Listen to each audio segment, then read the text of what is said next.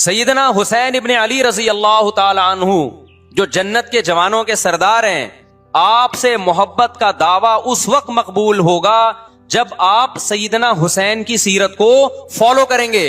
رونا پیٹنا ماتم کرنا یہ سیدنا حسین اور اہل بیت کی سیرت نہیں ہے۔ صبر کرنا، ظالم کے سامنے ڈٹ جانا، جان کے خوف سے اپنی پالیسیوں سے پیچھے نہ ہٹنا، یہ سیدنا حسین ابن علی رضی اللہ عنہ کی سیرت ہے جو آج ہمیں کہیں بھی نظر نہیں آتی۔ تو ہم نے بھائی دیکھنا ہے صحابہ کا طرز عمل کیا تھا۔ آپ بتاؤ صحابہ کو سیدنا حسین سے محبت تھی یا نہیں تھی؟ کیا غم کا پہاڑ ٹوٹا ہوگا جب اطلاع ملی ہوگی کہ سیدنا حسین ابن علی اور آپ کے اصحاب اور اہل بیت کو سب کو کربلا میں شہید کر دیا گیا ہے۔ کیا قیامت گزری ہوگی۔ کوفہ سے ایک شخص آیا نا، عبداللہ بن عمر سے پوچھنے لگا جو مارنے پر دم کا مسئلہ۔ انہوں نے فرمایا تم نے پیغمبر کے نواسے کو قتل کر دیا اور مسئلہ یہ پوچھ رہے ہو کہ جو مارنے پر دم آئے گا کہ نہیں آئے گا۔ ایک طرف تم نے پیغمبر کے نواسے کو قتل کر دیا کربلا میں، اور اب ہم سے آ کے مسئلہ پوچھتے ہو جو مارنا جائز ہے یا نہیں ہے۔ صحابہ کے ہاں یہ غم کم غم نہیں تھا۔ دیکھو حضرت معاویہ رضی اللہ تعالی عنہ کے ہاتھ پہ بھی حضرت حسین نے بیعت نہیں کی، لیکن بغاوت بھی نہیں کی۔ کیوں؟ بغاوت سے فتنے کا اندیشہ تھا۔ حضرت حسن جو حضرت حسین کے بڑے بھائی تھے، انہوں نے سیدنا معاویہ رضی اللہ تعالی عنہ کے ہاتھ پہ بیعت کی اور اس اختلاف کو ہمیشہ کے لیے اپنی کوشش کے مطابق ہمیشہ کے لیے ختم کر دیا۔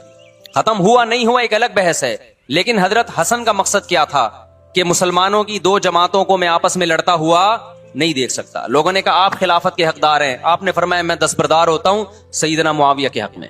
حضرت حسن بیعت ہو گئے حضرت معاویہ سے اور یہ اختلاف کو کیا کر دیا؟ ختم۔ حضرت حسین بیعت نہیں ہوئے، لیکن حضرت حسین نے بغاوت بھی نہیں کی۔ ہر ایک کی اپنی رائے تھی، حضرت حسن کی اپنی رائے تھی۔ ان کا خیال تھا کہ بیعت ہونا مسلمانوں کے لیے زیادہ مفید ہے، ایک پاورفل حکومت ہوگی، ایک طاقتور ریاست ہوگی، ورنہ لڑتے رہیں گے آپس میں۔ حضرت حسین کا موقف یہ تھا کہ میں بغاوت تو نہیں کروں گا لیکن بیعت بھی نہیں ہوں گا، کیونکہ اگر بیعت ہو گیا تو اس سے جو خلفائے راشدین کے دور میں جو خلیفہ کی سلیکشن کا طریقہ تھا وہ طریقہ ختم ہو جائے گا۔ تو میں اگر اس طریقے کو نہیں لا سکتا تو اس کے خلاف کو پروموٹ بھی نہ کروں میں۔ یہ بھی ایک رائے تھی۔ میں سمجھا پا رہا ہوں اپنی بات؟ بھائی رائے کا اختلاف ہوتا ہے نا۔ نبی صلی اللہ علیہ وسلم نے فرمایا اذا اجتہد المجتہد فإن اصاب فلہ اجران وإن اخطأ فلہ اجر واحد۔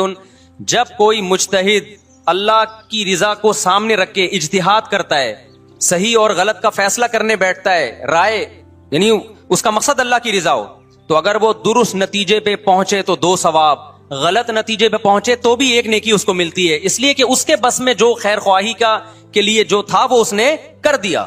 رائے کا اختلاف ہوتا ہے۔ تو حضرت حسن رضی اللہ تعالیٰ عنہ بیعت ہوئے حضرت معاویہ کے ہاتھ پہ۔ سیدنا حسین